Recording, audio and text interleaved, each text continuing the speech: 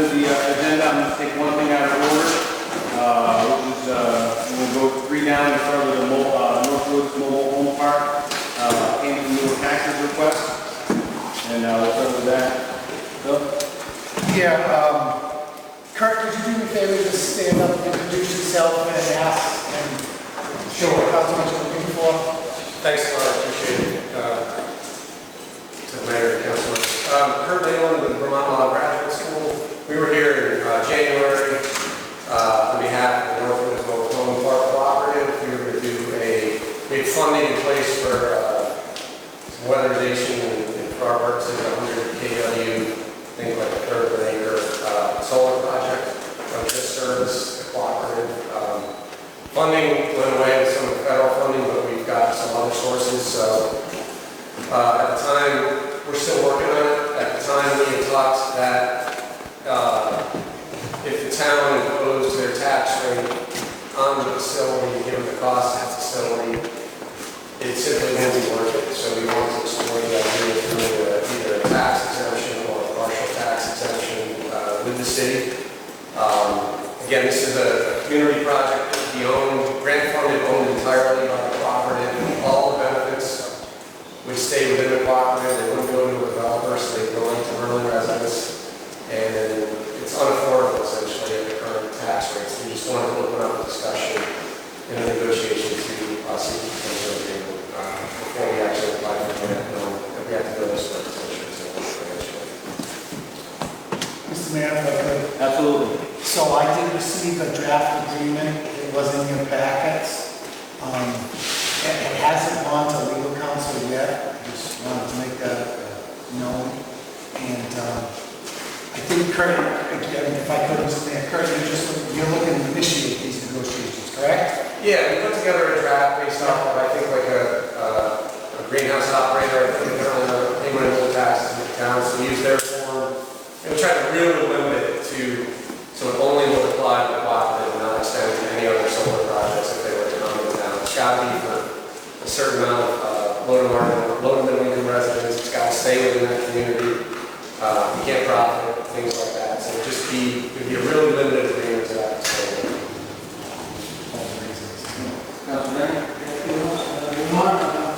We actually have 3 pilot agreements. The pilot agreement with North Country Roads, that electricity that's generated here does not get exported by public service. That power is used strictly within the fence. And we had to get special state legislation for that agreement to actually come to pass. The other 2 are Burgess and the wind park. And both of those are pilot agreements where the city attorney in the legal process was heavily involved in drafting that. I think it's in the best interest of the city to involve the city attorney in review and, if necessary, any final negotiation. I was on the board of commissioners for Coos County who did the pilot agreement with the 99 megawatt wind park up in Vicksville.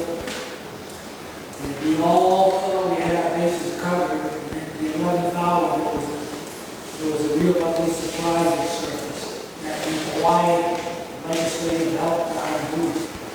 So I think it would be prudent to run this by our legal counsel and make sure that we don't wind up with the I'm going to bring us to you. That's very smart. Call. Having heard that, I recommend that we do a dual track, again, from the legal counsel, and Kurt and I can work on what a final proposal would look like. That's okay with you, Kurt? That's great. It's all Okay. Perfect. I don't think we need to take any other action tonight. That's what you were looking for? Yep, just permission to negotiate with the town and local legal counsel to finalize this and then bring it back to the board for final approval. I'll be in touch. Great. Appreciate you doing this for us. Thanks a lot. I got 4 students here for a couple hours, so thanks a lot. All right, moving on.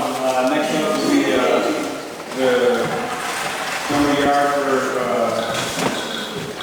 their presentation to the council. And real quick, I just want to make a quick reminder to the audience that this presentation is during a council work session. During council work sessions, there are no public comments. Public comments are scheduled twice in the regular meeting. If there are any concerns that you have after hearing their presentation and hearing some of the questions that myself and the councilors have asked, more than welcome to follow up, and we can write those down and make sure we get the answers for you. Just want to make sure you're aware of the rules during our work session. Gentlemen, the floor is yours. Good evening, Mayor Collin and members of the City Council. Thank you for taking the time to meet with us this evening. We look forward to a productive discussion. Before we begin, I'd like to provide a brief introduction of our team, set some expectations of the current status of our project, and share our goals for tonight's meeting. First, introductions. LFOD Northwoods LLC is a partnership between 2 organizations. WL French, represented tonight by Jared Everton. They're a Massachusetts-based company specializing in soil manifolds with extensive soil and transportation logistics. North and South Construction Services, a New Hampshire-based firm, is focused on vertical construction and project management. I'm representing North and South tonight. My name is Jake McManus. Our engineering and design partner is Sanborn Head & Associates. Representing tonight is Eric Steinhauser. And lastly, our communication partner is Montaigne Powers, represented tonight by Scott Trent Montaigne. Our project status. As many of you are aware, our project is still in its early phases. Until the recent uncertainty around the potential changes to landfill rules and regulations in Concord have delayed our ability to gather some information on the landfill site. As a result, we do not yet have all the details and information that we'd like to have at this point, such as the soil disposal facility capacity, the height, and the composition of the leachate and leachate treatment methods. We have included an updated project schedule in our slide presentation that you'll see momentarily, which we look forward to discussing. The information we are presenting today reflects our current development phase. As testing and design progress, we will be able to provide this council and the community with accurate, science-based updates. What are our goals? We intend to initiate a comprehensive testing program at Dummer Yard to more closely evaluate and ultimately properly capture and maintain an abandoned landfill. To date, we have already invested over $800,000, and we plan to invest another $2.5 million in project costs just to gather all the information required to submit a permit. Tonight, our goal and primary objective is to demonstrate why this repurposing project is in the best interest of Berlin and answer any questions you may have to the best of our ability. We are prepared to make a substantial investment, and we request that the council support us as we move forward. The path forward consists of 2 options, clear options. Option 1, take no action. This allows leachate to continue flowing uncontrollably through a residential neighborhood, an issue the city manager highlighted during the last meeting. The inaction has already cost the city over $120,000 in taxpayer-funded treatment annually, while back taxes on the property continue to grow and currently exceed over $130,000. Or we have option 2. Option 2 is to support the Dummer Yard repurposing project. This path includes fully financing the remediation effort, recapping and managing the hazardous site and transforming it into a safely monitored, maintained, tax-paying asset that generates a tipping fee for the city. We are here tonight to ask for your support in choosing the second option. With that introduction, I'll turn our presentation over to Eric, who will walk you through our slide deck.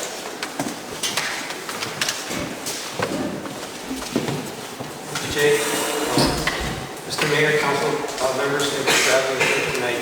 Again, my name is Eric Steinhauser, I'm the Sanborn Head, and I'm the principal in charge for the crew on this project.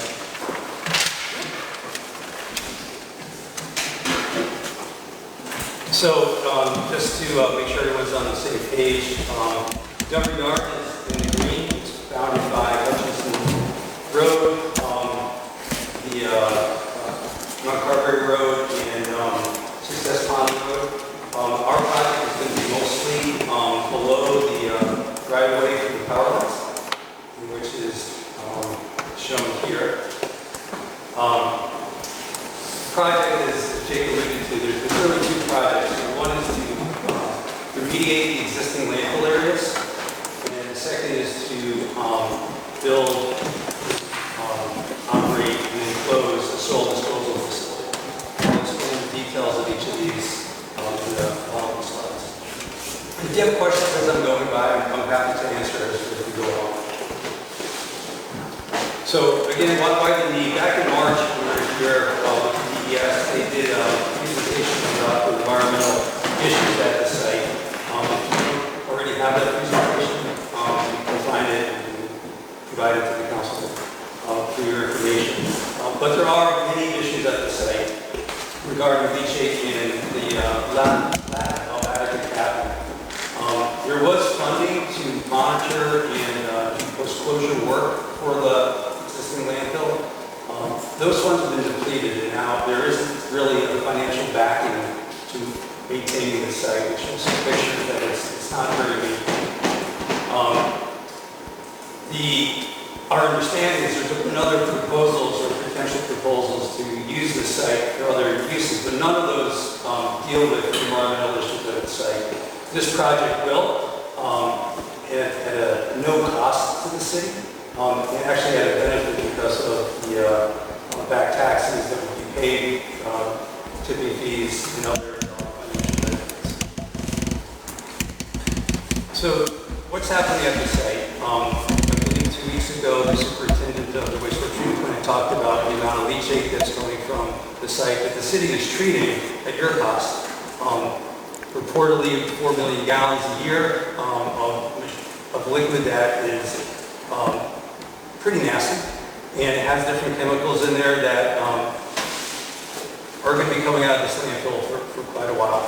And it's so much, the volume is so high because it's not properly capped, and it's being integrated with some stormwater, and there is an opportunity to really cut that volume down and also the city's cost for that. So our project for the existing landfill is to address the leachate concern that you have right now. So part one is to address the capping system, which will also help with the leachate system. So we want to regrade and recap the existing landfills that are out there. The existing leachate management system that is out there is probably in quite disrepair. We need to look at that, re-engineer, fix it, and get it to work better. Waste stormwater and the existing streams out there are integrating with the poorly capped landfill, like I said, are generating more to deal with. So part one of this project is to address all those issues and then reestablish the groundwater monitoring program so we can really understand the environmental impacts of the site. The second part is to build a soil disposal facility. Picture on the right, it's not a soil disposal facility, that's a landfill. Our site is not going to look like that. It's not taking trash. It is not affiliated with any other waste company or other environmental sites. It's going to take the soil, impact the soil from mostly housing projects in the state of New York. So materials to be accepted that we would put into our application is non-hazardous contaminated soil. And some other materials that might include some asbestos, which is a naturally occurring material, incinerator ashes, these few things, you can read the list. But again, these materials will be tested before coming to the site, and just to really highlight no trash, no odors from trash. This is not a municipal solid waste landfill, it's just a soil disposal facility. Yes, sir. Just real quick, just to clarify, you have asbestos stuff in building materials, so you don't mean like construction and demolition debris. Okay. So the way we do it is from the foundation down, with the concrete, and They were sheetrock. saving a lot of that stuff, so we don't want to compete with Mount Carberry. That's not what So you- originally we were thinking about it. That's their waste stream line. That's not our waste stream line. So we're looking at rubble and brick. But no sheetrock, no wood demo, roofing shingles, none of None of that. that. So it'd just be the foundation and the block? Okay. Thank you. Thank you for the question. So materials not, so as important as what you're going to take is what you're not going to take. So hazard materials. Those are specifically regulated. They're defined by the state or EPA, and they have to meet certain criteria. And those are listed here: deniability, resistivity, toxicity. These are materials that will not be taken before they're loaded on the truck to come out here. We'll have testing done on these materials. If they fail these tests, they don't come to the site. So they have to not be hazardous materials. So no hazardous materials would be trucked to burn for this project. So the second part is the soil disposal facility. This is a picture of a WL French site in, I never pronounced this name correctly, Winchton, Massachusetts. It's an operating soil disposal facility that they're working on now. The site would be very much operated similarly to this. It will, because of, in New Hampshire, contaminated soil is considered a solid waste. It would be fall under the solid waste rules and managed and disposed of under those pretty restricted rules. The revenue generated from this facility will pay for the remediation that spoke of previously, pay the back taxes, and also provide others estimated to be about $10 million. So just a couple of slides on what the soil disposal facility would look like. It looks like an earthwork project. This is the soil that comes out of earthwork projects, post-hazard projects, as I said, that have some contamination in the soil. And they're therefore classified as a solid waste in New Hampshire. Another photograph of the same site, different view. The way this gets managed, the material gets brought on, it's unloaded, it's spread and compacted, so very much differently than the solid waste facility, just by account of the type of material that we'll be dealing with. So, objectives and goals. We're hopeful to be in good contact with the city about the project and the city's concerns, questions, and desires. We know there's other parties that will be stakeholders in this, including Trails Bureau, DES, and other groups that will have say as we go through the permitting process. So there will be a site plan approval through the city. We'll be dealing with DES on air resources issues because there will be asbestos-containing materials involved. Because we're disturbing the ground to build anything, in New Hampshire, you've got to go through an alteration of terrain project. The remediation of the existing landfill will go through the oil remediation and compliance division, bureau rather, because they're the ones that manage remediation type projects. The solid waste division, solid waste bureau will be involved as part of the design of the soil disposal facility, and we'll be dealing with the wetlands group because there are wetlands on site. So again, an overview. This is very high level planning. So the orange in color are the existing landfill areas. There are 5, which show the 2 blocks. Just they kind of overlap on top, they're really close to each other. The blue arrows are how we envision soil water being managed on the surface and controlled. The pink is the extent of the footprint for the disposal of the soil, and there's some blue hatches in there which are target areas for storing stormwater from both the remediated cap landfill and the soil disposal area. Actual design hasn't been performed to any great extent, but this is the high-level concept plan for that. So, again, to reiterate the project components, remediate the existing facility, landfill, and design, permit, and new soil disposal facility. The remediation side, we're going to have to put in some soil to regrade the actual landfill areas, because there are depressions and erosion and other things that are allowing precipitation of the stormwater to get into the landfill, causing leachate. We have to repair that cap, reestablish a current design practice cap for that meets current regulations, improve the stormwater management and the leachate management, so we can all this to reduce the contact with the existing waste, reduce the amount of leachate that's generated and has to be treated by the city. The soil disposal area will fall under the solid waste rule, so it'll be a double geomembrane line landfill, well, not landfill, but like a landfill. We'll have the same criteria for design. We're looking at a 5 to 10 year life. About 30 to 35 acres of that is that purple area, and up to 3 million cubic yards, 5 million tons of material will go in there.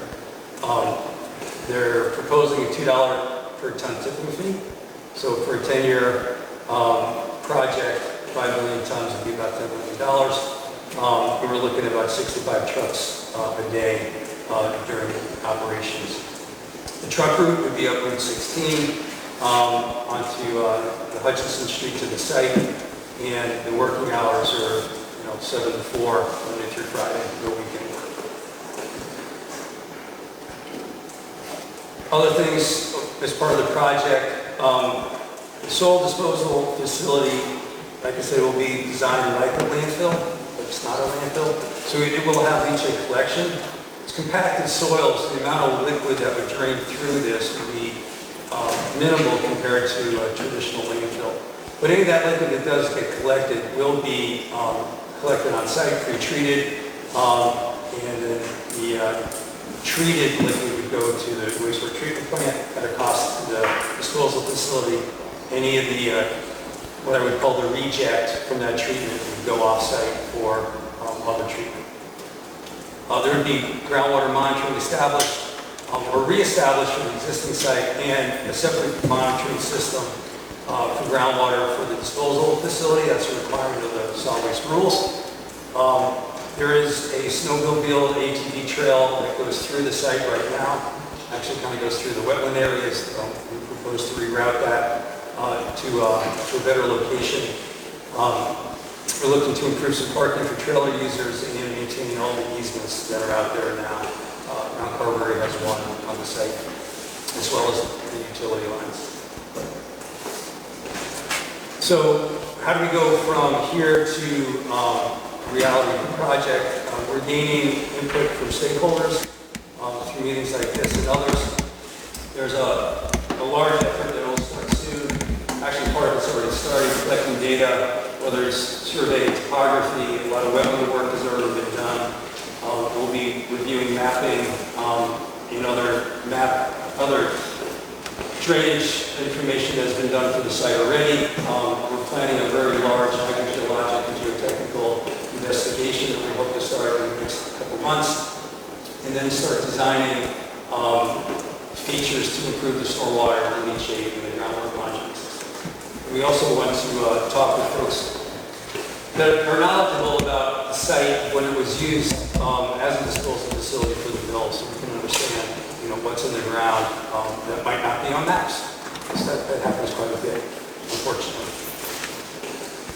To remediate the existing site, we will go through a different permitting process with DES, as I mentioned before, with the oil remediation folks. It's called a remedial action plan. So that's a whole other design aspect where we'll have to put together work plans and designs and analyses for the state. One thing that we understand working with the state and their goals is that we know what the remediation is. It's a capped landfill. It's not really capped. So the presumptive remedy is to repair that cap, re-engineer the leachate management system, control the stormwater, re-establish the groundwater. And that was pretty clear from their presentation back in March would be their goals. There will be additional site investigation will have to do for that. And that work would be done in concert with the work we're going to do with the soil disposal facility. So we're out here one time collecting all that information. All that will get consolidated into a relatively robust design report with all the site information and all the design specifications we have to standards, as well as construction information about how this would need to get constructed. So plan aspects would be prepared for that. The soil disposal facility takes a different path, but a concurrent path.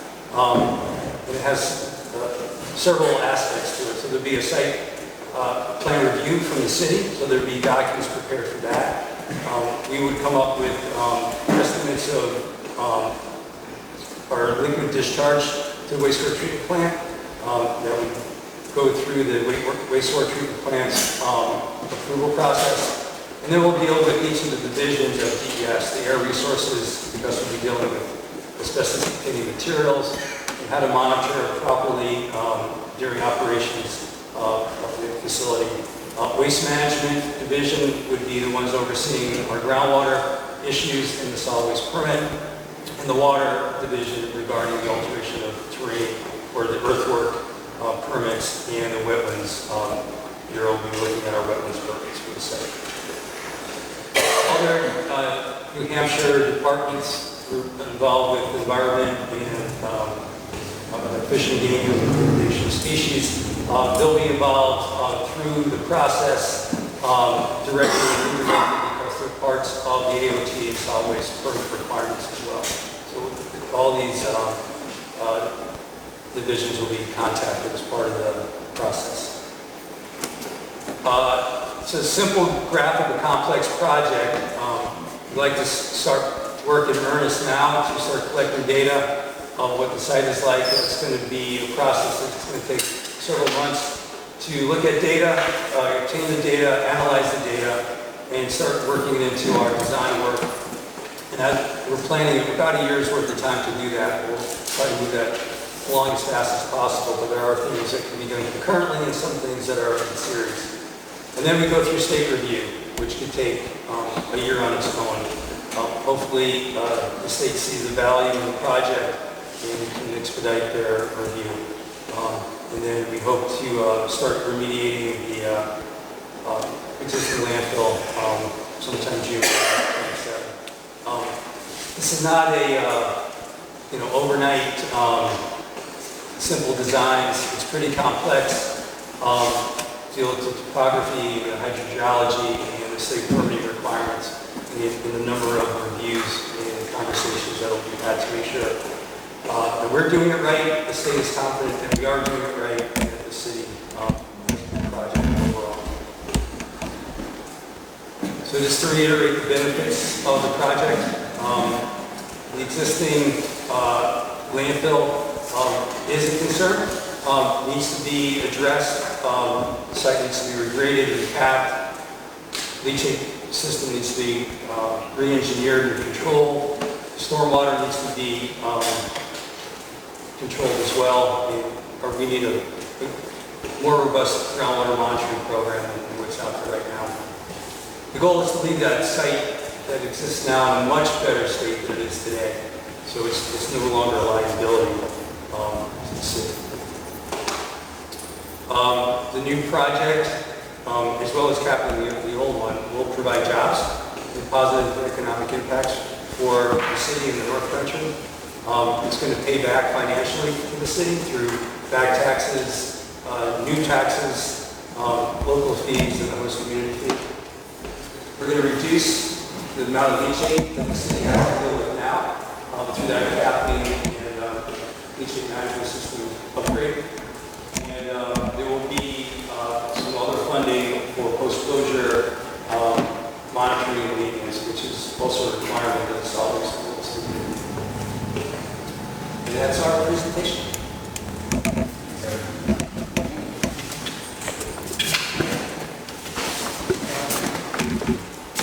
And any questions from the council?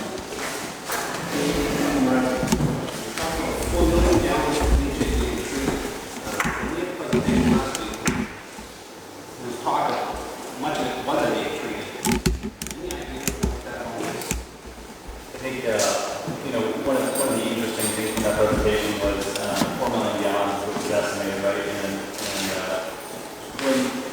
there's a heavy rainstorm, as John mentioned, he goes up the site and basically shuts the valve off and kind of lets it run over. And speaking with John, another interesting fact that there's a flow meter that's out there, and once it gets overwhelmed, the transmitter goes underwater. No one really knows. So I think that 4 million gallons is on the low end, and my understanding is it could be much more. Is that what the system is designed to treat? Or is that what the system is designed to treat? Or is it just to put more down than the other? My understanding is that this system was not designed to treat that, and because of a lot of maintenance and depressions in the current cap, there's a lot more leachate being generated. There is existing stormwater that's coming from upgrading that's starting to run through, also contributing to additional amounts of leachate. So I would say we don't have facts to support what the design here in front of us today, but based on shutting it off, I say it wasn't designed. Yeah, one of the big issues going on right now, there is what Jake talked about, the storm water that's actually turning into leachate. And one of our goals is to keep the storm water as storm water and keep it from mixing with the leachate that has to be treated. If we keep the storm water, it can just go straight into the Industrogan without any impact. So that's the goal, is to keep them separate. Right now, when you shut off the valve, it is unfortunately overflowing and going into the streams and going into the Industrogan, but mixed with leachate. And that's obviously not good for anybody. Thank you. Yeah, a couple of things regarding jobs. Are you planning on hiring local personnel? Absolutely, especially for the trucking, our goal is to get most of the trucking out of people from this area, operators on site, scale personnel. There's going to be a bunch of jobs created. I think we're estimating could be about maybe 10 to 15 on-site jobs, and then an additional could be 50 to 60 trucking jobs, just depending on the needs. If I may, in the past, we've heard we've had presentations about hiring local people, and that hasn't materialized, so that's why I brought it up. Secondly, you're looking at estimated 65 trucks, 5 days a week, from Cleveland Bridge all the way up to the Dummer Yard. The roads are very in good shape, but that's going to have an impact on the city.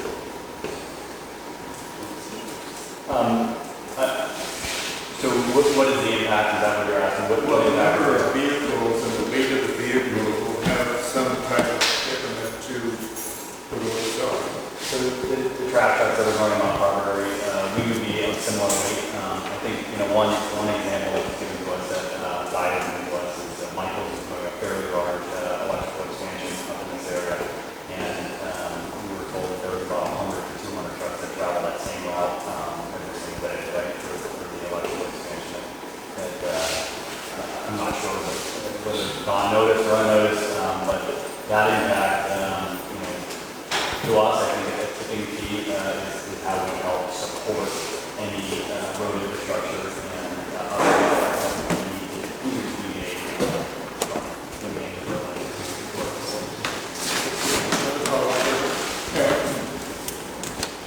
How long have you been doing this, your company? Because I know that the landfill, Mount Carberry, is a prime example of where a landfill is very, very well managed and whatnot. And we have a lot of expertise, people involved in that. How do I assure the public that we do have the experience that is needed to properly, tackle this problem in the city? Yep. Yeah, so W.L. French has been in business for over 50 years, coming up on 55 years. We have a number of similar projects right now. We've been doing the landfill business since the early 2000s. We have over 20 years of experience with landfills. Like I said, we have 5 similar projects going on right now. If I may, what communities have you been involved in? Can we get a feedback of those communities as to the impact of the projects in those areas? Yeah, we can definitely get you some references on it. Okay. Not only for the council, but for the public. But also, is it possible to get copies of your slide presentation? There's a lot of information here that both council, members of council, as well as the public would like to Absolutely. So we've shared that with Pam. We shared that with Pam now, and Pam, feel free to share that with the council. And I think we will also resend the slide deck from your PDS when it came up last time. So we reference that. I think we can have that document as well. And a couple other documents that might be of interest to you that I think got spoken about in the last meeting. There was the agreement between the state and Berlin at Dummer Yard is probably worth your doing as well. So we can probably share that. So those three documents. Thank you. I might just add, we'll make sure we put it on the BerlinNH.com website as well. We have a little website for the project, so we'll send it to you. We'll put it on the website, put it all over social media. So happy to send it to anyone directly. Thank you. And just to circle back on the project and how it's going to be operated, DES is going to have significant oversight on this project, as well as EPA will have oversight on it as well. It's going to be a bonded project, so we can restore the bond for the project, ensure that it gets capped properly. At the end, they have to sign off on it and the release, do it for the cap. Thank you. Councilor Ryan? Just a quick question. Either way, this is something that the city's going to face whether now or in the future. Am I right in thinking this? This is obviously an issue that not done now. Yeah. We're going to need to. I mean, that's a valid statement. If we were to part ways today and say it doesn't make sense, in the future, yeah, there is nobody is maintaining that site today. There is an owner that is absent, that has abandoned the site, and there was a local gentleman that was mowing that facility up until about 2019 that has currently stopped. You walk the site today, it hasn't been maintained, there are depressions, and the leachate is going from 4 to 6, and maybe it gets as much as 8 million gallons per season. It's not getting any better, no one's maintaining it. Other landowners get maintained regularly, and they get inspected. That's one of them. And so, yes, to answer the question directly, if nothing happens, yeah, it's going to get worse. Thank you. Mr. Bennett, did you have any of that earlier? No. I have a few if the council is going to ask at the moment. So we all know the problem. I think last time DES was here, I asked them a question. If this is a problem, why can't we deal with it from better DEA level? Being that we qualify as an EJ community, distressed community, there are funds available to get this correct. And I think their response was because it's not that bad, in a nutshell. And I get that, but it could get bad. I know that the city right now is paying some money. And they agreed at one point years ago to take over the handling of the leachate. It's also my understanding that the state holds the liability of the land. And you might not be able to answer that. And so my question, my concern kind of arises around the state and owns the liability. Are they just kind of shifting this liability onto you? I mean, are you going to have any sort of liability waivers approved by the state, so if anything kind of happens, you're not liable for it? I think it's a great. Can I suggest the first thing that you said about the DES said it wasn't that bad. The caveat to that is because no one's drinking the water. Right? So that is one of the things that drives the project to the next level of concern or takes it closer to like a super concept. So because there are no Superfund sites that are in place because they don't work. Well, that's one of the criteria. There's a bunch of different criteria. There's not a known hazard or hazardous waste on the site. There's not a direct drinking ingestion of that material. So that's why he said what he said. Your other parts are very valid. I just wanted to clarify why they said what they said. No, that's right. And I can't speak on behalf of the state. And I think that part of the answer to your question is going to be in the agreement that I can share with you. And you know, this agreement here that the city of Berlin and the state signed kind of outlines the responsible parties. To answer specifically in the future, who has responsibility for the landfill and who has responsibility for the soil monitor. We will always have responsibility for the soil monitor. What we're willing to do is come in and help remediate and fix the landfill that's existing there. But we, along with Berlin, along with the state, do not want responsibility for anything that somebody else wants there.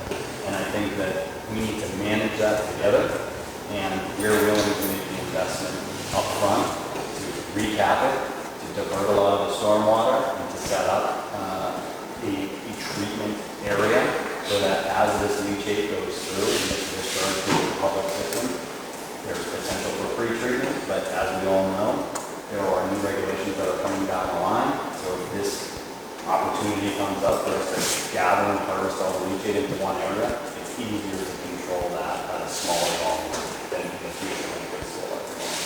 I think my concern was that the state was willing to waive this, just kind of let it, so it's no longer their liability. In other words, let's do this project so we don't have to worry about it anymore. To me, as a citizen, that's kind of what I'm concerned about.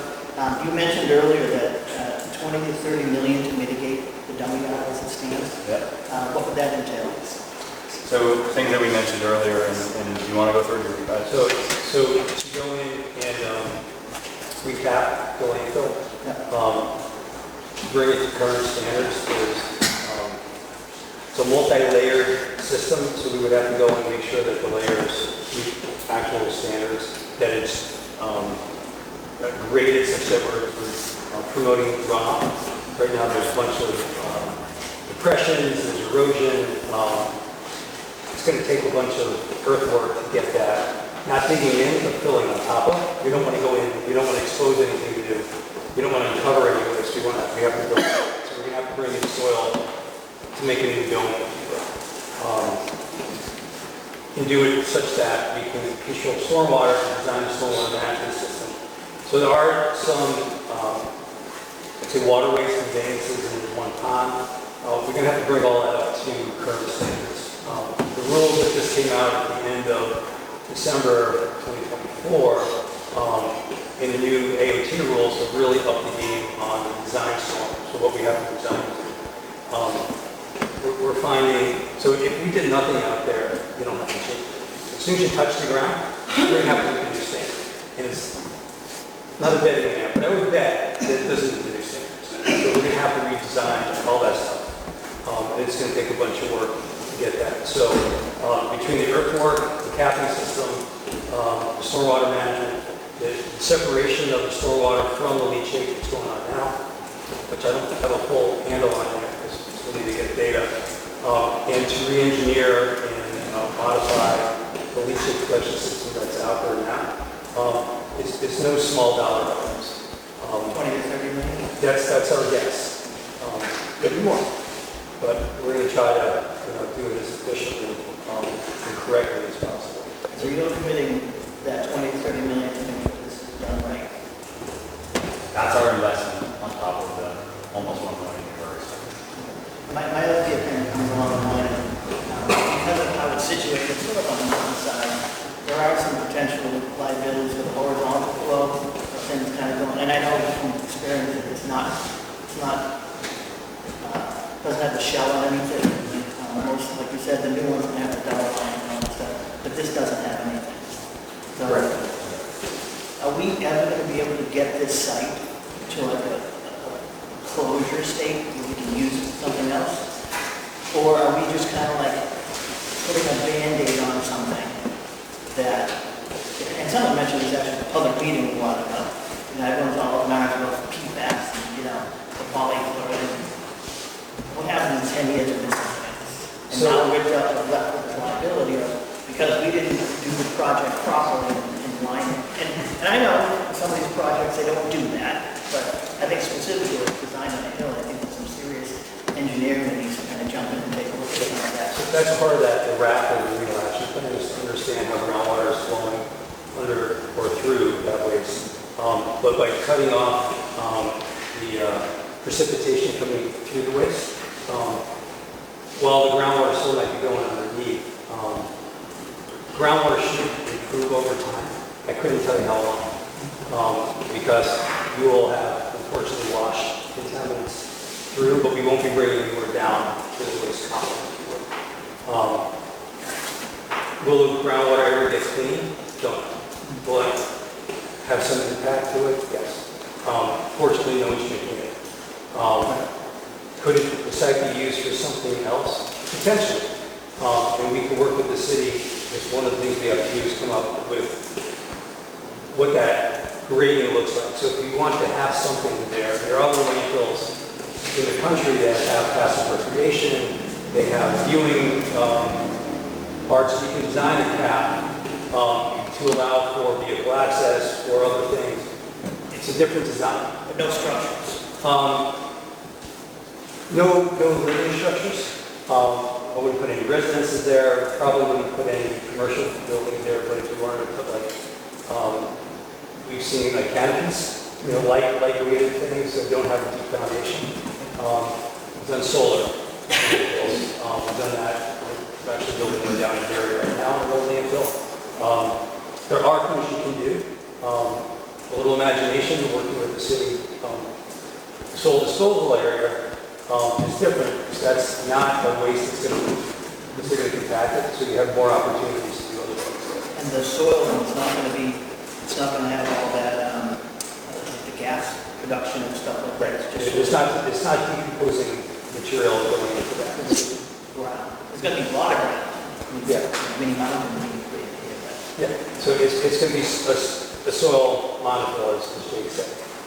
So much more stable than any other this or waste chemical that would be out there, because it's a different product. I guess, so for me, there's two real issues here. There's the new site, and then there's the cleaning up of the old site. A lot of the citizens I've talked to, see the concerns about cleaning up the old site. They really don't want to bring in the new stuff. We feel like we've become a dumping grounds for Massachusetts. Massachusetts companies, and assuming a lot of that material will be coming from Massachusetts. And a lot of that material, basically, you guys are doing a cleanup of the site, and you're taking that debris, not building, but debris, cement, things like that, and you're going to put it somewhere. And so Berlin becomes a new location for all this stuff. So for me, it's a concern that we're becoming a dumping ground. That the city of the trees built is quickly going to become the city of the trash bin. And I don't want to be part of that, but I also want to weigh the pros and cons. What can we do to make sure that this project is totally monitoring and handling it properly? Again, like I said, a little bit of concern with the state is signing off on something because now we're not liable for it. Someone else has a liability for it, and they have no money, right? And we made that for the last 10 years. I'm wondering if there's something we can do to kind of hold them small. And then after you guys announce your project, it will take 5 to 10 years. I'm assuming it's probably going to take 10 years. Because the quicker you can get it done, the quicker you can do your return on investment stuff. So let's say 5, 6, 7, 8 years. What happens to the land after that? Does it come back to Berlin? Do you sell it to somebody? And what happens to the liability from the, now better protected waste site? But still potential So contamination. for the soil disposal facility, LFOD is responsible for that site. Yes. There's a post-closure period, which is 30 years, but it's a rolling 30 years. So they're going to be responsible and have bonding for that facility, pretty much forever. So the dumping is really more like concern. It's this existing landfill that's the concern. So you're buying the property, but really it's that little piece, and then you're gonna return that property to someone, or to get it off the books, because you don't want to buy it. Well, we don't have any plans on exactly what we're going to do afterwards, but we're open for suggestions. What we do with that afterwards. Right now, our plan is to continue owning it, Yeah. but the city said, hey, we want this, we'd be happy to entertain that. If some solar company said we want to put solar on it, the city agreed, we'd be happy to entertain that too, but we want to make sure we're getting community input on this to see what everybody wants. And Berlin's still gonna be handling the leachate once the project's completed, because it's still gonna be leachate From the existing landfill. from the existing land. Not from you guys should be pretty good on the other half. Dummer Yard will still have leachate issues. Dummer Yard, our goal is to reduce the existing leachate in the city around our town. We will generate some leachate as we're building our soil monofil, and that leachate will permit and pay for the city rate. And I think the existing leachate that is coming out of the landfill presently, where our goal is to reduce that and redo the infrastructure to maintain better, and then through treatment when needed, help them set up. Facilitate retreat to your point earlier, the future, and we don't know anything. So we have the set right now, according to the agreement, about 2.2 million, that's what they said it's probably going to be generated. And right now it's up, you said it's 4. I was just quoting what we heard John say. Yeah. I don't want to speak to that, but And honestly, I just want to throw it out there that during the last meeting when he came, we asked him for a guess. Yeah. Best estimate. I mean, he said 4, and you said it could be 6 to 8. But it can also in reality, it the can flooding also is be not working. 3. I mean, there could be things wrong. So I mean, I think in a public fear campaign, and I hate to say that, that's kind of how I feel this is sort of come. We're gonna have toxic Avengers running around the city soon if we don't clean this up. And I just want to be clear that, there's some benefit to this. There is. I mean, I don't want to trash it. But I need to make sure that, this is in the public's best interest. What do we get out of it as a public? And that, moving forward, what is that liability? I've looked into some of the projects to go to the federal level, right? To go look at the Superfund sites and things like that. And it has to go to the EPA. Then we just found out the head of EPA in New England is part of the project. Was part of the project, yes. Is he still part, is that part of the name still? No, he's not on the project. Okay.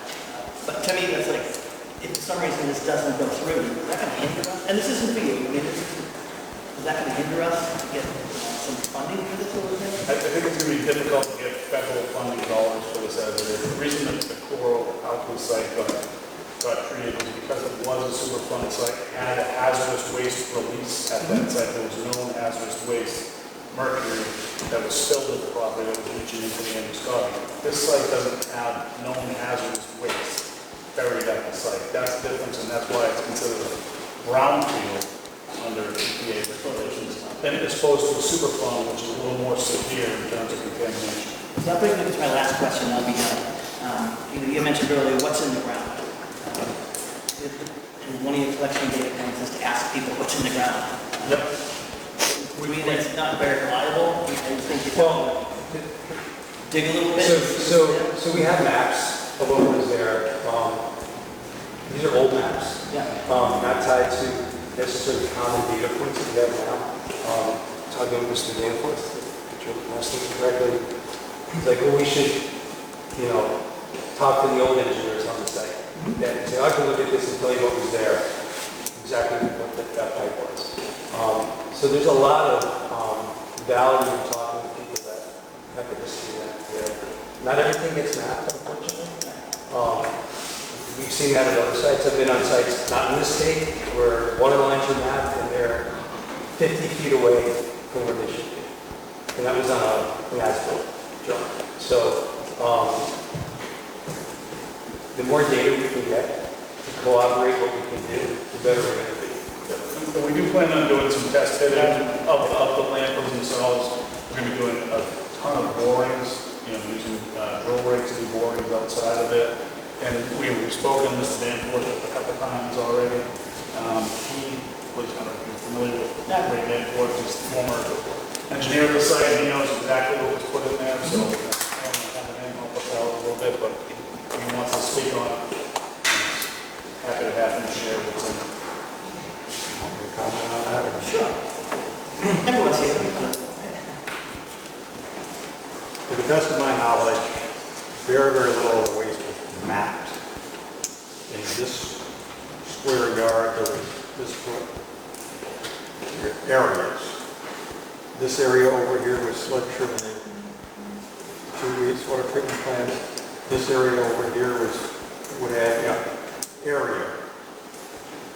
And we'd say, well, fine, and we know what's there. Well, but then mixed in with over here, when they had to get rid of something, they just mixed it in. So in general, we know the types of materials that were put up there. And we know the major materials that were put in each area. But in the detail of exactly what was put where, that's simply not available. Probably never was available. They mentioned running core samples. That's going to tell a lot more than hand waving of, I think this is over here. And, you know, yes, I've had conversations with them as to what to look for, but what they're going to find, we don't know.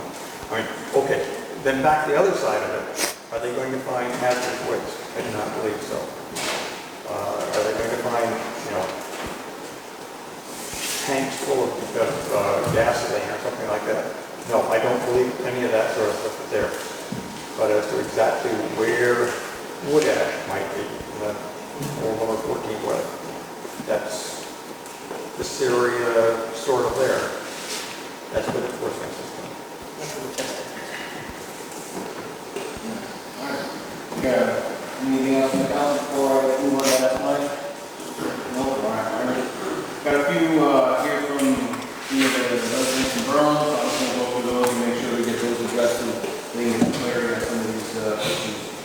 One of the major concerns from the public is that this project involves accepting contaminated soil that may contain asbestos. A known carcinogen with no safe exposure level. So how will the air quality be protected and monitored during the capital containment as well as the dumping phase? So I guess we're talking about the soil disposal area, not Right, more the soil disposal area where these questions are kind of oriented versus the repurposing So, cap in the Dummer Yard. asbestos-containing material, highly regulated. The material will be double bagged and sealed before loaded on the trucks. They're offloaded into designated spots within the disposal area and covered. So there's no asbestos that is open to the air. So it's airborne asbestos that's the hazard. That hazard is mitigated by the way it's managed at the generation point. Again, bagged, double bagged, sealed, covered trucks, delivered, unloaded, buried. Bags are not open. They're just buried in confined areas. So there's no open exposure to these substances. Okay. The proposal would bring truckloads of potentially asbestos-containing soil through Burlington neighborhoods over a 10-year period. Each transport creates opportunities for airborne fires, releases that expose family and children along the truck routes. Given the significant concern about environmental safety, is there information, so you said it's passed, so there's no monitoring while you're transporting the... So there probably will be because there's just built the suspenders on the system. But also the trucks that leave the generation area typically go through the truck wash. Yeah, they go through a truck wash. They're, like you said, they're double lined with custom 10 mil line. 10 mil is pretty thick. Our average garbage bag is about 1 mil. So these are 10 mil. They're pretty thick. There's two of them. They're taped shut, sealed shut. It's not just a regular tape, it's a special tape that they're sealed in with. There's asbestos monitors, pesticide insurance. They're certified by the state of New Hampshire, state masters, wherever it's coming from, that are certified to sign off on this stuff. It's shipped on a bill of lading. The cover, the trucks themselves have roll top covers. They're not open top. So it's a third mitigation as the truck's going through. When it gets to the site, there's perimeter monitoring at the site for dust and air monitoring. The people who are at the site as well, they have to have personal air monitors on them as well to make sure that they're not being exposed. And then the stuff gets covered into that. I think you briefly answered my next question, but I'll ask it anyways, so the audience and then the paper can hear the answer. Specifically, could you clarify what types of air monitoring, perimeter, real-time, periodic sampling? detect and control any release of asbestos fibers or any other contaminants, especially during soil handling, transfer, and replacement. Yep, so there's, like I said, there's air monitoring stations that will be at the site, set up, mounted in different areas of the site, and then personnel that are at the site also have to wear an air monitor on them too, to make sure that they're not being exposed as well. And it's continuous. It's continuous monitoring, correct? Okay. All right. How will the risk of dust generation, particularly from asbestos-containing soil, be minimized during unloading and daily operations? Yeah, I think we hit on that. I mean, the air monitoring, if there is any type of dust out there, we apply water. There's other polymer-based substances that we use on the roads. Just spray down that thick liquid glue, it glues the soil down and keeps it from being airborne. It's environmentally friendly as well. So that's the stuff that we use at our other sites to control dust out there. And truck washes on the way out, tracking pads, which is basically just coarse gravel that they drive over and knocks the dirt off the tires, and then we go through the wheel wash. So, but the question was for asbestos dust. Again, all the asbestos is in double bags, it's not being exposed. Correct, I understand that. I just wanted to make sure that their questions were. Yeah, I wanted to answer your question. Yeah. When they have loaded asbestos bags, is it like a packet or just a crane or something? It was tilted and done. Tilting it, look at the slide to all the minor in the trailer and then the line. It slides right out of that. Do you do this often? We do this all the time. All right, another one asking, what protocols are in place in the event of a failure of a contaminated package or an accident during transport through the roads in the North Country or on urban streets? Yeah, I mean, like any other truck accident, for us, we have emergency response crews, signed up that handle 24-hour emergency response, and they're able to respond at any time. And then say you get up to the site and you realize there's a tear in your 10-mil package, how do you guys handle that? We probably look at the site, make sure nothing has been released from the site, but we end up just handling burying it. Okay. All right. It shouldn't go out of the truck itself, though. Even if there is a tear in the bag, the trucks themselves have a tarp over the top that prevents it from blowing up. Okay. And then this one I think briefly touched on it again on this last one. Who will be responsible and legally liable for ongoing air quality monitoring, emergency response, regulatory compliance, and other project duration? Yes, so WL French will be responsible for anything in transport. LFOD owns a landfill, will also be responsible for anything at the site. All right, and then I imagine it must be the same answer for the next one. I got two more. I'll apologize. Please bear with me. Who will be responsible for the long-term monitoring and maintenance after the 10-year project ends? Yep, so we're going to redo the bonding out there. LFOD will refund the bond out there to make sure that there's plenty of money to cover operation and maintenance at site, mowing, sampling the groundwater, anything like that, any broken pipes, notes that need to happen, spaces or anything. That'll all be covered for the foreseeable future. WL French and LFOD will ultimately. If I may, Mr. Mayor, as part of the permit, that's a requirement for the post-closure funding and inspections. All right, perfect. Now, one more. I'm not sure if this necessarily applies to the soil side, but how will PFAS and forever chemicals be managed? There won't be any, right? So LFOD will manage any PFAS pretreatment that's needed in the soil envelope. When it comes out of the existing landfill, what we're doing is we're redoing the piping system and we're creating a funnel basically before it hits the pump station on that side of the river. So the opportunity that's there is for pretreatment in the future as it gets regulated to handle it as it's coming out of the site instead of at the wastewater treatment. Right, that's for the Dummer Yards. Dummer Yard. We will manage all our any PFAS that comes out of our site for the foreseeable future. The good news is, for example, and I think we brought this up the last time when the big leak happened, Spectacle Island was pretty much a soil model in Boston, and that had the double liner system. And to date, you guys are responsible for or a part of that project. there is little to no Yeah, leachate. there's been zero leachate produced just because of the type of material that's been put in it. The soils do not degrade. So we will be set up to handle PFAS treatment if needed and when regulated. Our anticipation is that we're not going to generate any leachate because basically it's a double bag system that goes all the way around. So once it's sealed up, nothing's getting in, nothing's decomposing. We don't have vents that are coming through. It's a double line bag going through with soil inside. It's compacted and it's not.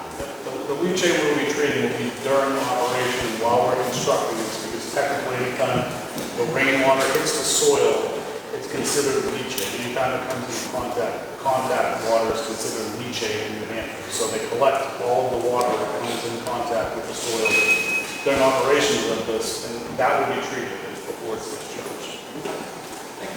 And we don't plan on taking any concentrated PFAS at this site. Other than some talk about it. There will be no concentrated PFAS. Thank you. We answered all the questions that I had and that got from the city, so I appreciate it. Thank you very much. Absolutely, Councilor Green, go right ahead. A couple of, my brain was working as we make a presentation. I know we're going to be handling, the proposed handling asbestos contaminated material that's bad. Some years ago, when I'm talking probably 20 years ago, the mill, in conjunction with the Berlin Fire Department, had a standby ready hazmat team, which they did a lot of coordinated training with each other. They handled special environmental event, the event that would happen. And seeing, I'm on the planning board, we'll be reviewing the site plan review. I think you may want to strongly consider putting together a hazmat training plan with the fire chief, so that if something does happen and you don't have the asset readily available to deal with an issue, our city personnel are trained and ready to handle a specific problem. Yeah, I agree, that makes perfect sense. Yep. And second thing, this is kind of really interesting to me, is post-closure. As we know, LLCs go broke, and the post-closure bond, in my view, is not as good as having an enterprise account, an interest-bearing account, that's not controlled by the developer, but controlled specifically for post-closure monitoring and dealing with issues. I would not be in favor of post-closure bond. I think as you work through the state permitting process, I'm sure the state permitting process is going to have you, put together a post-closure process. And, as a member of the planning board, I'm going to stress that, post-closure funding is readily available. Yeah, DEP, I won't be around, I'm 70, I won't be around when this thing probably will stop operating. We have one bite at the apple to make sure that 30, 40 years from now, things will run right. yeah, DES has specific requirements as to what they're going to require us to do. They won't let us stray from that, basically. So we would have to probably be a bond in terms of what we're using to maintain our input. On the other side, we talk about the leachate being generated from the existing Dummer Yard landfill. And what we've proposed internally, and we'd like to talk to you guys about today, is setting up a high-interest account to help subsidize and fund the existing leachate that's being produced. And we're talking about potentially putting about $500,000 in a high interest account that you guys can, use the interest from in perpetuity, forever to get this thing, some of the leachate, treatment paid for, help offset those costs that aren't related to our operation.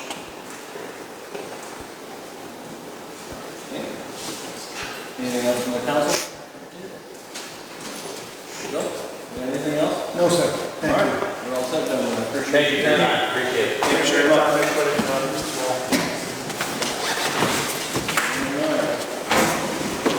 We'll keep moving on while these gentlemen are navigating through getting their equipment. Next up on the work session is the vacant legislative seat.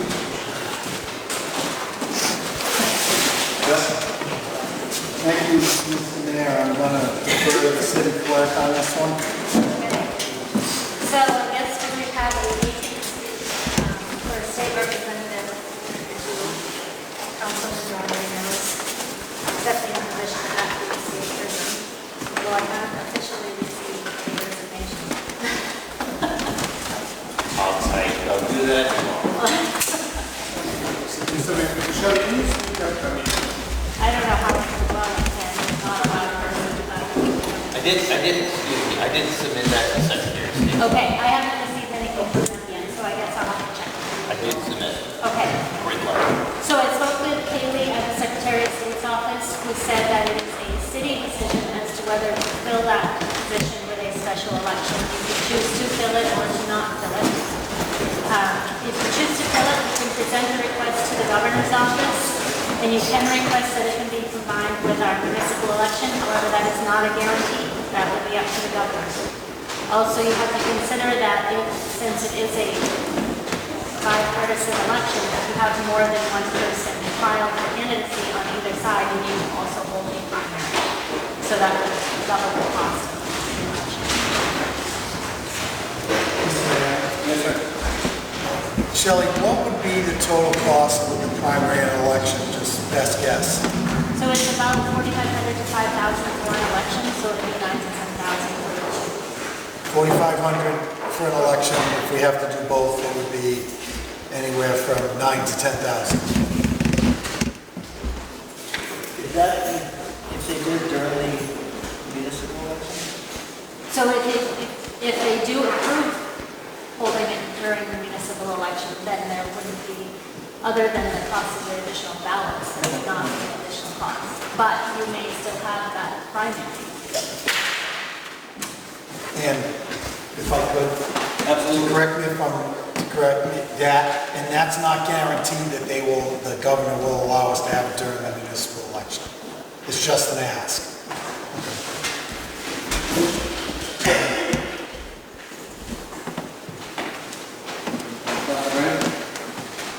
There was a vacancy in Warren a couple of years ago for state rep. And the selectmen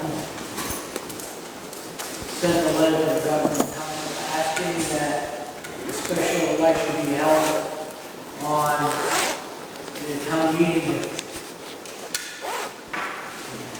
They replied. I have not heard of the government council not complying with the municipal request of having a special election on municipal election. And right now, we have 2 state reps representing the city of Berlin and Concord out of 400. And I think it's important that we have a third. Because $10,000 is cheap money compared to what can happen by one vote if you're missing something.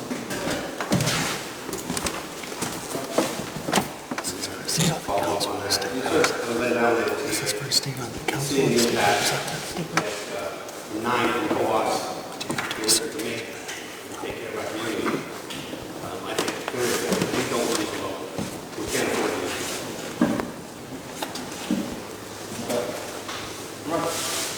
How do you want? All right, so I'll entertain a motion from the council to put that vacant legislative seat ballot for municipal election. You have to send a letter to the governor or asking asking them to schedule the election of the state rep and a municipal election. And then if there's, that will trigger the 14 days or whatever for people to file. Then the state will have to, the city will have to schedule a primary if there is such. Okay. All right. Well, I'll entertain a motion to send a letter then. Alright. Motion from Councilor Grenier, one second from Councilor Pauls. Any further discussion on the council? All right, all in favor say aye. Aye. Opposed? Same. And one abstain? Thank you. Thank you. Yes. And we have nothing under non-public and non-meeting. Correct? You ready to go No, upstairs? we already did that. All right. Mr. Mayor. You guys, good to go. We need a quick reset. Good to go? All right, moving on in. We'll go right into our public hearing that we have. Public hearing we'll open it up on Resolution 2025-16 NHSL Summer Learning Grant. Is there anyone in the auditorium this evening that would like to speak for that resolution? And there being no one here, we will close the public hearing on Resolution 2025-16. We'll move on to the regular meeting. Anybody else here?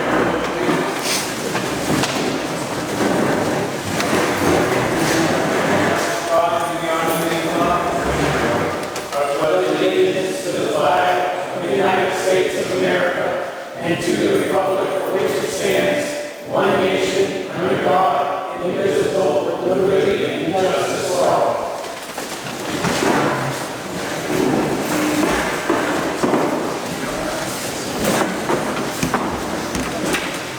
Madam Clerk, roll call. Just gonna move a little bit closer first.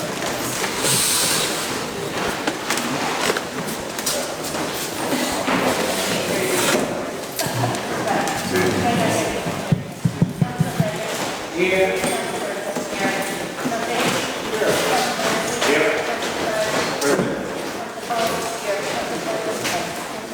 Here. Here. All right. Next up on the agenda is the approval of the minutes, regular meeting and work session, which was dated June 16, 2025. Councilor Tabak. Yes, Your Honor, I move to accept the minutes of the regular meeting and work session of June 16, 2025. All right. Got a motion from Councilor Tabak, seconded by Councilor Morency to approve the minutes, regular meeting and work session for June 16, 2025. Any discussion amongst the council? Any no discussion, all in favor say aye. Aye. Any opposed? All right, minutes and the work session approved. All right, moving on to disbursements, Madam Clerk. Disbursement report manifest number 1988 with a start date of June 17, 2025 and an end date of July 7, 2025 for a total disbursement of $1,071,559.61. Yes, Your Honor, I would like to make a motion to accept Madam Clerk's disbursements report as presented and to pay all bills reviewed and approved by the Committee on Council Finance. Councilor Tabak, seconded by Councilor Fortune. Discussion? All in favor say aye. Aye. Any opposed? Pay all bills. All right, moving on, public comments. Are there any public comments this evening in the auditorium? Yes, sir. Please stand up, state your name and address for the record. Good evening, Mayor, Cohen, and council persons. My name is Joe Miller. I'm a current resident in Little Lawn. Yeah, sorry. I'm a current resident, living on Fort Hood. Yeah. I think is this any better? That's all better. Is it? Yeah, I'll do that. Let me, Fair, right? Thank you.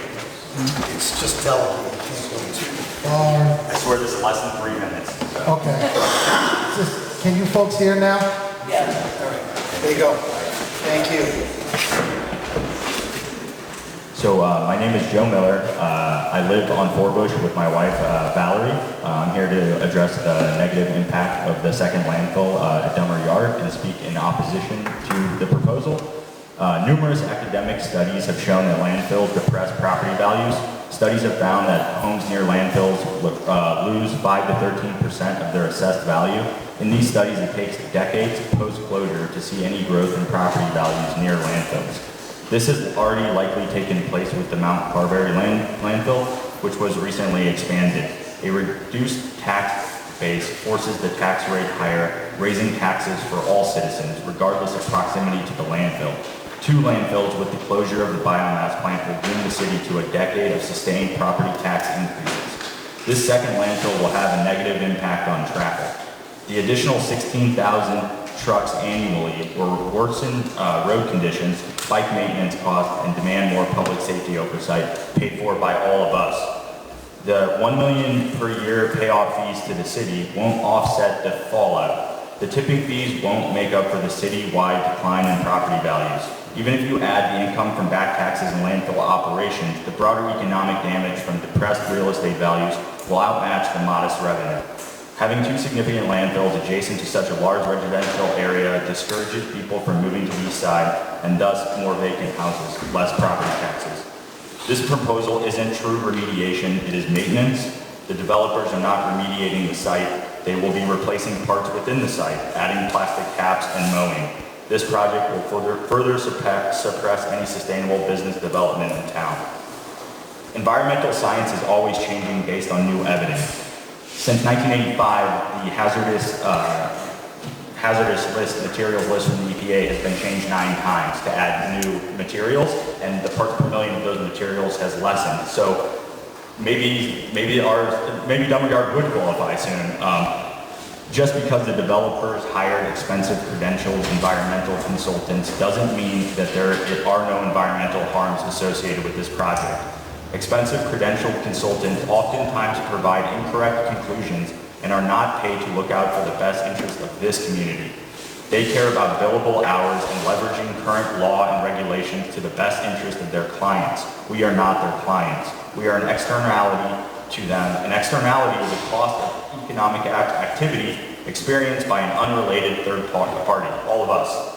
The landfill promises few permanent jobs and locks the community into a reputation that will push families away, remote workers, and other industries looking to invest in healthy, livable towns. The landfill will likely increase property taxes, discourage economic development, and create a scar on the face of Berlin's natural landscape. The landfill, estimated according to their documents that they submitted to DES in November 2024, will make this landfill taller than Tate's Hill. Berlin already knows the economic toll of contamination. The environmental, reputational, and economic costs far outweigh any short-term gains. Why would we repeat that history? Real growth for rural communities comes from investing in sustainable business development, embracing all forms of outdoor recreation, and revitalizing downtowns, not becoming a dumping ground for regional industrial waste.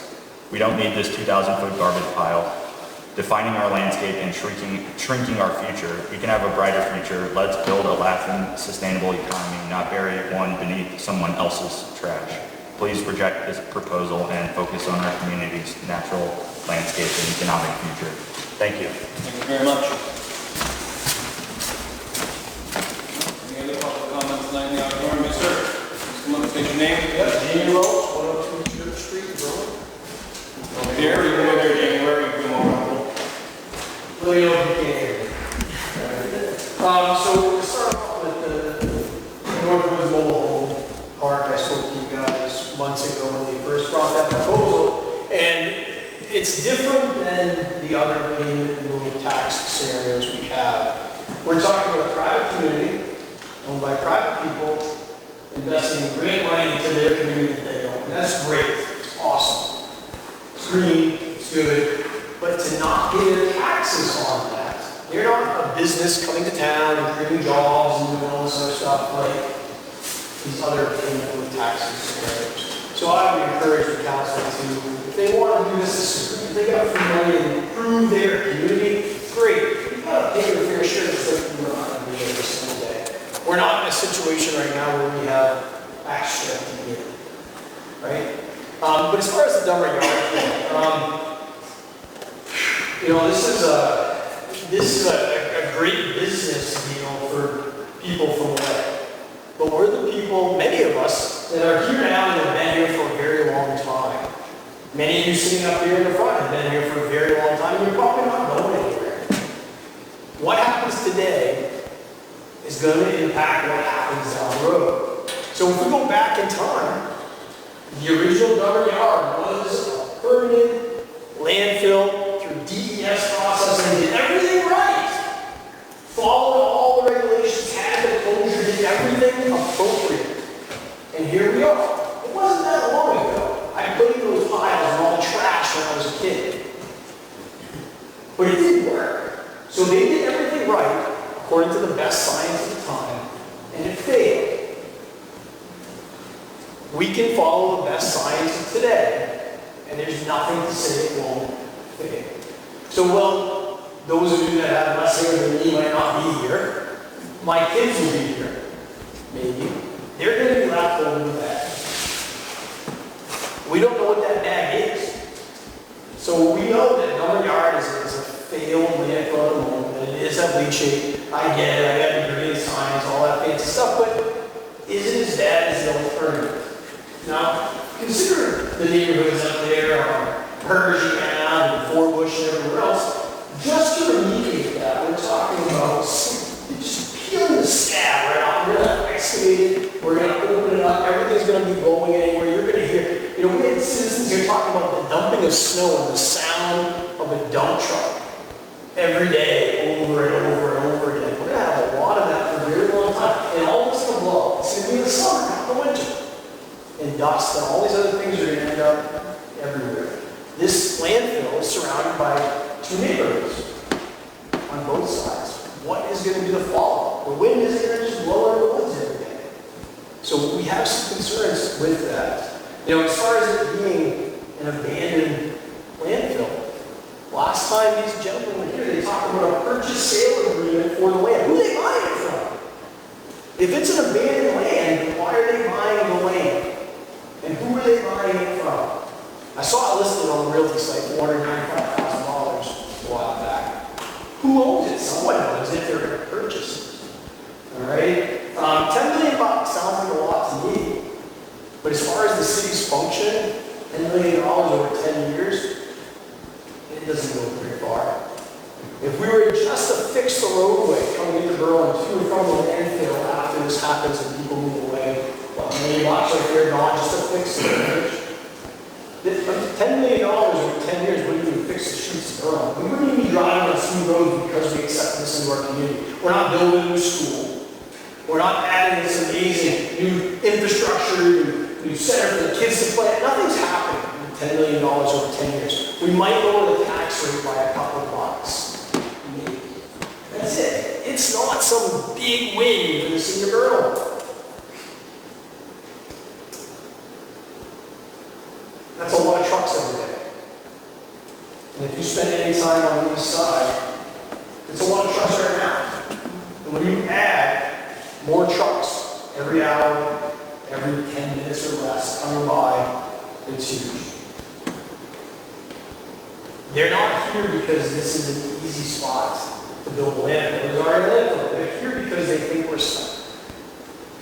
We're between a rock and a hard place right now. And we are. We have a situation right now that's not good.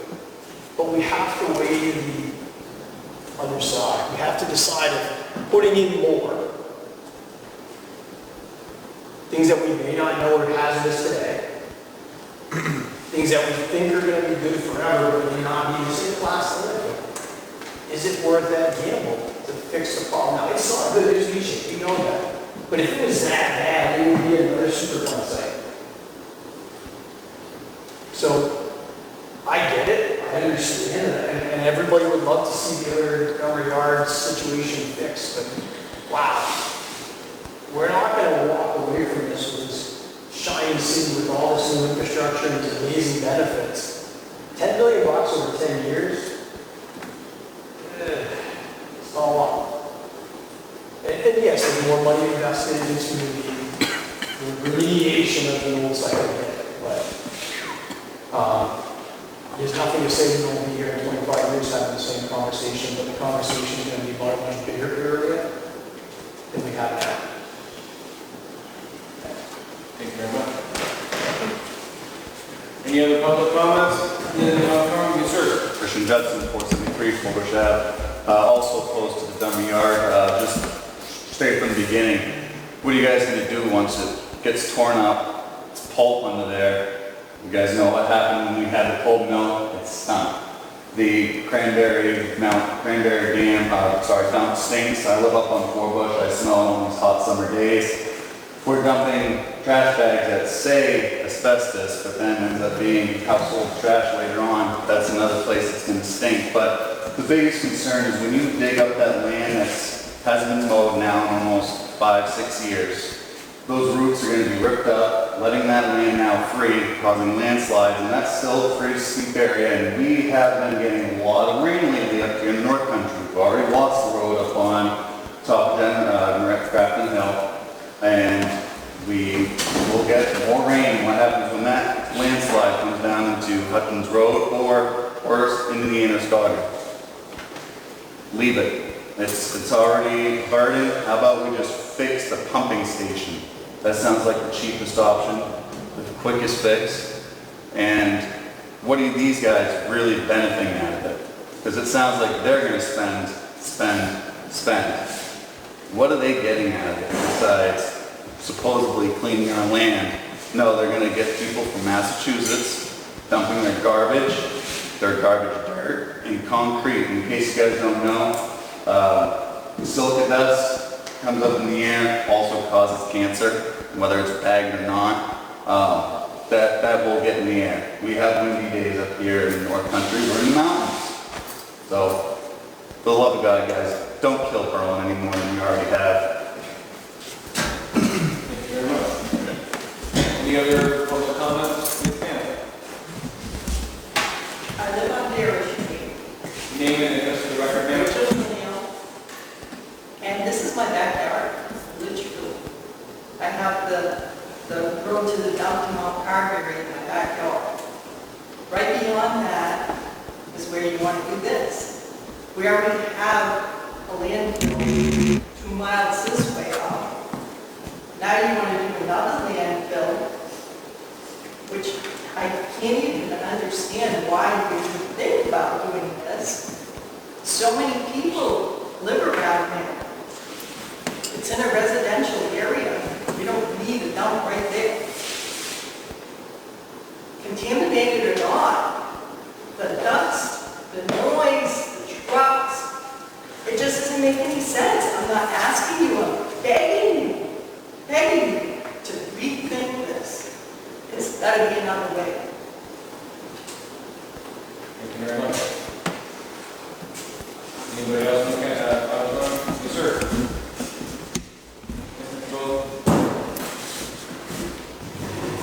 May I use the podium? Absolutely. Thank you.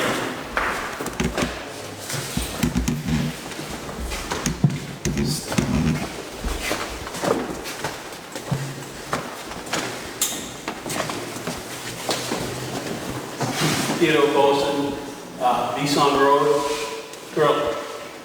I was asked before the meeting that if I spoke, I should be brief, so I will.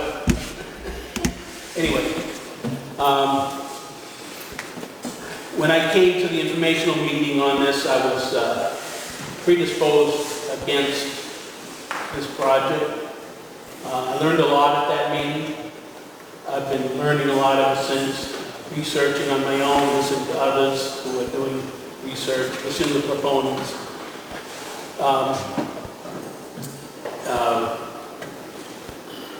I did practice law for 40 years. One of the things I had a reputation for is representing citizens groups, much like the side citizens in opposition, against numerous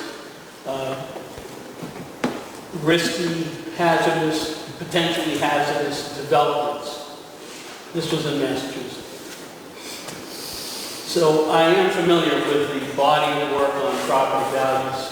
I used that myself. It was an articulate speech that a gentleman gave from about that. But speaking of that issue, he is correct that in general, property values decrease within the proximity of the landfill. And that's why property values will continue to decrease because of the unknown and uncertainty of the leachate. We know it has PFAS. What we don't know is what else is in there. What we also don't know is where the PFAS is migrating now, because we haven't been monitoring it in, what, 6 years? So the PFAS, anybody can look up what the hazards are, the health hazards. It's a difficult group of chemicals to deal with, especially the more it migrates. So if that's migrating hydrologically in any direction, just because it's uphill from the river doesn't mean it's going down. But it could be spreading through Napier Hill right now. It could be spreading to the adjacent streets of the people who live closest to the proposed development. If you are a potential buyer of property and you come into a neighborhood and you learn that there is hazardous chemical, it's a hazard to health, let's face it. PFAS, a group of chemicals that are not good for you to ingest, to live on top of, to eat food grown with them. And we don't, and you're told or you learn from your research on this prospective purchase. Well, yeah, we know that it's in there. We just don't know where it is. We don't know how much. We don't know which way it's going. And there's no hope on the horizon to capture it and remediate it. Well, talk about something that decreases property values, and that is what I'm talking about. That is a major factor in the property value of anybody living near that region. So it's kind of a Hobson's choice, I understand. So we potentially have the opportunity to have a so-called non-hazardous dump nearby, but one that puts in place a system that will capture, monitor, and define exactly what the risks are and allegedly remediate. That property, that potential purchaser coming into the neighborhood, looking at that, is going to say, well, I have a known, quantifiable risk I can assess.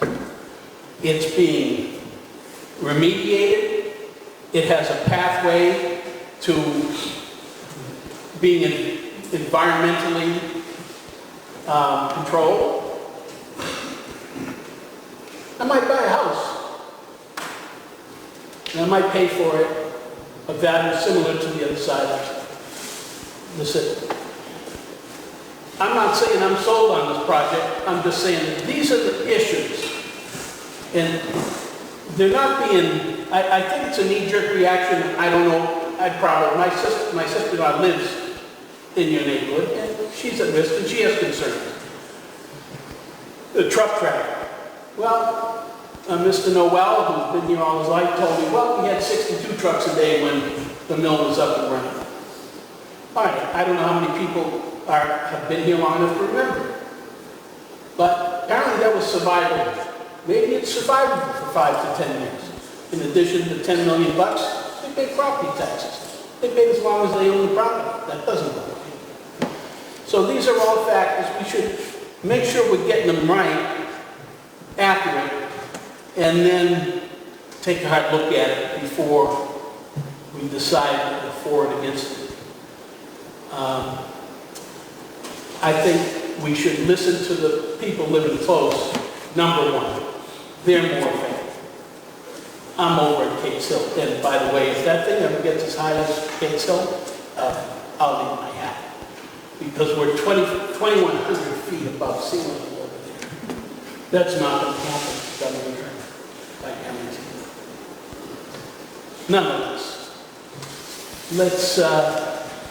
let's keep an open mind. Let's ask people like Ray, I forgot his last name, he's the engineer who knows what's in there and is looking at it more closely. I couldn't hear a word he said, unfortunately. And that's another issue. I couldn't hear most of what these people said. I'm an old man now and I don't hear well, but we need to do something in public meetings about that problem. Nonetheless, I'm going to be reaching out to him, seeing what he said tonight, trying to find out more about the risks of what's in there and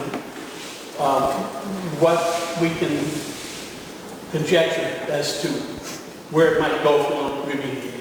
And I think that's an important question for us to answer. Thanks. Thank you very much, sir. Are there any other public comments in the room this evening? Ms. Ham?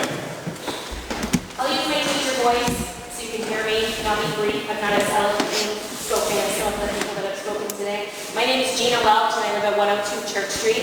I was here the first time we were in this room, and this project was proposed to us. And that day, and again today, I hear things that contradict each other. I think that the presentation that is fed to us on the screen is different than the answers we get when people ask questions. The first night we were here, I asked these gentlemen to be very honest and very frank and share with us whether or not they would want to live beside this landfill. And this gentleman said yes, of course. Respectfully, I don't believe that. I didn't expect a different answer. So he would live beside it, but it was very clear that this is a property that we should build on later. We've been told that over the course of this project, the city was looking at $10 million in revenue. But when Councilor Tabarge asked about the effect on our roads, we were told that the tipping fee could kind of cover that damage. It's really not revenue, it's maybe money to fix the problems that come with the project. My husband pointed out that we wouldn't be building a school with this, and that's true. The last time we were here, after the meeting was over, I had an opportunity to speak to one of the gentlemen who was with this project who's already left today. And we were just talking one-on-one at the end of the meeting, and he was telling me about this project that they did in New York, and it was so great when it was over. They were able to build some really lovely platforms and walking paths and benches and this lovely recreational area. And I said, who funded that? And he said, the city did. So we don't actually have the money to do that.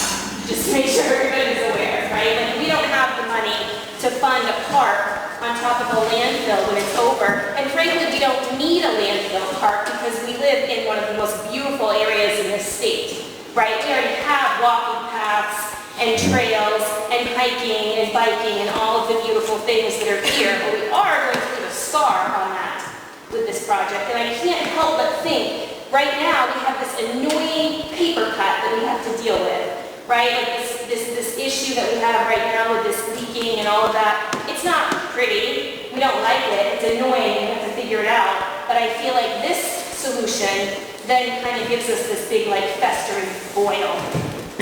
We have to do better for Berlin. We have to do better for our kids and our grandkids. I don't even live in that neighborhood, and I don't want that for those people. None of us should want that for those people. We should care about things that don't directly impact us. It really does directly impact us, but I worry that if you don't live in that neighborhood, you think that it doesn't, and it does. And so we have to care about the city as a whole, and I don't think that this is the solution. Thank you very much, ma'am. Anybody else? Public comments in the auditorium? Ma'am. Hi, Lori Corzin. I live on Kent Street. I'm speaking just as a Berlin resident, not as a state rep. I think that we as a city should take a minute and remember what happened here yesterday. Remember Mayor Saul and all of the people who are domestic violence survivors. I think our police did an amazing job and they need to be thanked. Now, in regards to Dummer Yard, I am a state rep, so I hear a ton of people are reaching out to me. And by far, people do not want this project to happen.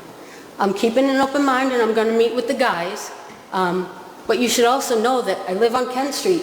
Dummer Yard is literally my backyard. That's literally where we walk our dogs. That's literally where my grandbabies play. $10 million seems great. You know, you see the dollar signs. One, I don't think that $10 million will help any of our property tax decrease. So it's not gonna help us there.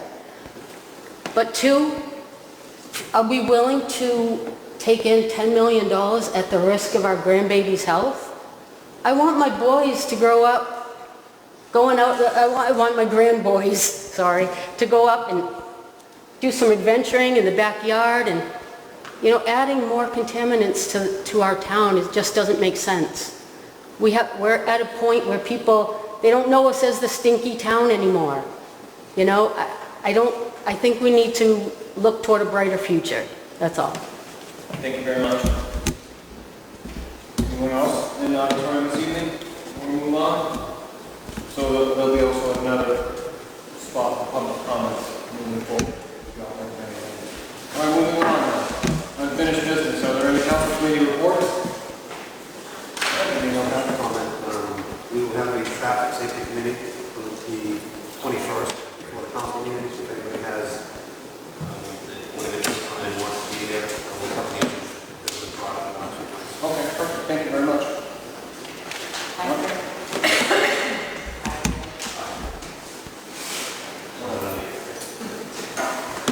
Next up on unfinished business is Resolution 2025-16, NHSL Summer Learning Grant, which was tabled June 16, 2025. Councilor Brennan. Your Honor, members of the council, I move the resolution 2025-16 be removed from the table. Motion by Councilor Brennan, second by Councilor Berthew. All in favor to remove resolution 2025-16 from the table, say aye. Aye. Any opposed? All right, resolution 2025-16 is removed from the table. Councilor Brennan. Your Honor, members of the council, I move that resolution 2025-16 be read for the second time by show of title. Second. Motion by Councilor Brennan, second by Councilor Berthew, that resolution 2025-16 be read for a second time by short title only. All in favor? Aye. Any opposed? Madam Clerk. In the year of our Lord 2025, a resolution authorizing an application to New Hampshire State Library Summer Learning Grant 2025, provided by the Saul Oak Sidor Memorial Foundation in memory of Rebecca Lee Spitz, in the amount of $500 for the purpose of supporting the expansion of the 2025 summer reading program at Berlin Public Library. Councilor Brennan. Your Honor, members of the council, I move that resolution 2025-16 have its third reading by show of title. Motion by Councilor Brennan, second by Councilor Berthew, that resolution 2025-16 has its third final reading by short title only. All in favor? Aye. Any opposed? All right, Madam Clerk. In the year of our Lord 2025, a resolution authorizing an application to New Hampshire State Library Summer Learning Grant 2025, provided by the Saul Oak Sidor Memorial Foundation in memory of Rebecca Lee Spitz, in the amount of $500 for the purpose of supporting the expansion of the 2025 summer reading program at Berlin Public Library. Councilor Brennan. Your Honor, members of the council, I move that resolution 2025-16 be passed. Motion by Councilor Brennan, seconded by Councilor Berthew, that resolution 2025-16 be moved to pass. Discussion. And there being no further discussion, all in favor say aye. Aye. Any opposed? All right, resolution 2025-16 passes. All right, moving on, new business. City manager's report. Thank you, Mr. Mayor. Attached to my report is the May 2025 activity report for the police department. We are being charged approximately $105,000 for our share of the New Hampshire Interlocal Trust shortfall. Per the risk pool agreement, members are responsible for their portion of any deficits in the pool. As this winds down, it is anticipated that there may be a total shortfall of $2.5 million, and Berlin's share of that is 4.22% of the total amount. Please note that this is an anticipated shortfall, subject to final resolution. Obviously, this amount was not anticipated or budgeted before, nonetheless it remains due. We're going to pay it out of FY 2025 funds, which further decreases the amount that we have available for unexpended fund balance. Bad news of this whole thing is, we don't have a choice, it says that in the agreement. The lesson to be learned from this is, if you get into a risk pool, and I will stay off my soapbox about these, if you get into a risk pool, make sure you get into one that the management is transparent and participatory. This one was not, as we found out. And Mr. Mayor, that's all I have. Go ahead, Councilman. Are we kind of done with that risk pool stuff? Is that Yes, we are. We are in a premium-based program. We recorded a rate for 12 months. That rate, as you are aware, was held stable at the NHIT rate, but it does not and cannot change. So we don't have to see this again? No, we don't. And I can guarantee you, you've all heard me rail on about how these don't work and how they do work. I will not recommend that the city gets put in one that does not have management that is transparent and participatory. Any other questions from the council? No, I'll entertain a motion to accept the city manager report as presented. I'll make that all. Motion by Councilor Bellino, second by Councilor Morenzi. Any further discussion on the council? No further discussion, all in favor say aye. Aye. Any opposed? All right, city manager's report accepted and placed on file. All right, mayor's report. Got a couple things this evening. The first one is a letter from the Riverside Assembly. Riverside Assembly of God is a church in Berlin-Gorham community humbly requests to use the city of Berlin property to host the second annual Riverside Run, Walk, and Roll 5K on Saturday, August 16, 2025 at 9 a.m. A Run, Walk, and Roll 5K ensures all members of our community are welcome to participate, including those powered and non-powered wheelchairs, mobility scooters, strollers. However, this does not include bicycles, motorized or otherwise. The purpose of this 5K is to fundraise, send Berlin-Gorham youth to the youth convention in the fall to participate in fine arts competition. This 5K will utilize the sidewalks on Main Street, Bridge Street, and Hutchins Street, and roads on Wood Street and Corn Street. Please see the attached route plan that all you councilors have in your packet. This is the same route that we used last year and was vetted to the Berlin Police Department to avoid any crossing intersections. We will maximize the use of volunteers to ensure safety of every runner. As part of this request, we would like to utilize the Chamber of Commerce parking lot for the start-finish line and place a porta potty in the parking lot for the event. Please don't hesitate to contact me with any questions. Sincerely, Anthony R. Bull, Senior Pastor of Riverside Assembly of God. Mr. Mayor? Yes, sir. I spoke with Deputy Chief Roy of the Police Department on this. He said this is the exact same plan as was approved last year. The only caveat I would issue, if you choose to approve this, is that the Riverside Assembly of God Church contact the chamber directly for those arrangements, as they manage that. All right.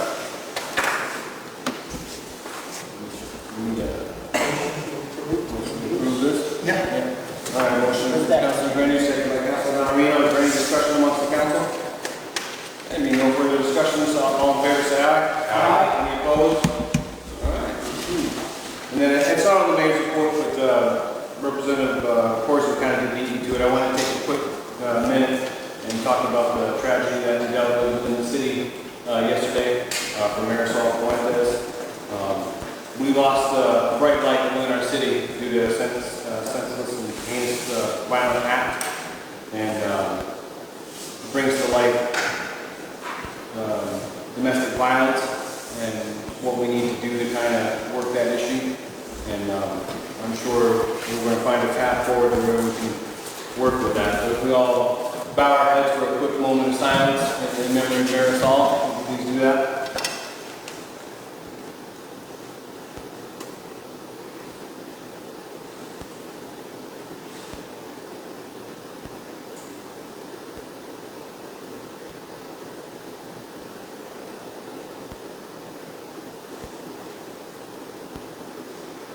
Thank you guys very much. All right, and that's all I have for the mayor's report. I entertain a motion to accept the mayor's report written and verbal.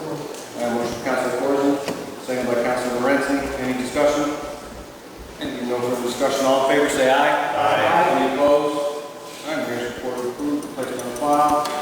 Back for another round of public comments. Are there any public comments in auditorium this evening?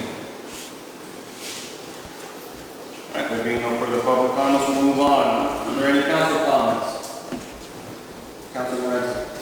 Quickly, last meeting, I mentioned the concern with the electric lights and the electric scooters in Dan DeVito. I received a call from a resident, and I just want to be clear about the electric scooters, mobility scooters, electric wheelchairs are fine. Remember what? That's right. Yes, so because we accepted those federal funds, we are not allowed to have motorized, except for a motorized wheelchair. That's the only exception. We're not allowed to have motorized vehicles, scooters, e-bikes, ATVs, none of that. My concern was on mobility, electric vehicles. Yep. We're okay. Yep, you're okay. Thank you. You're welcome.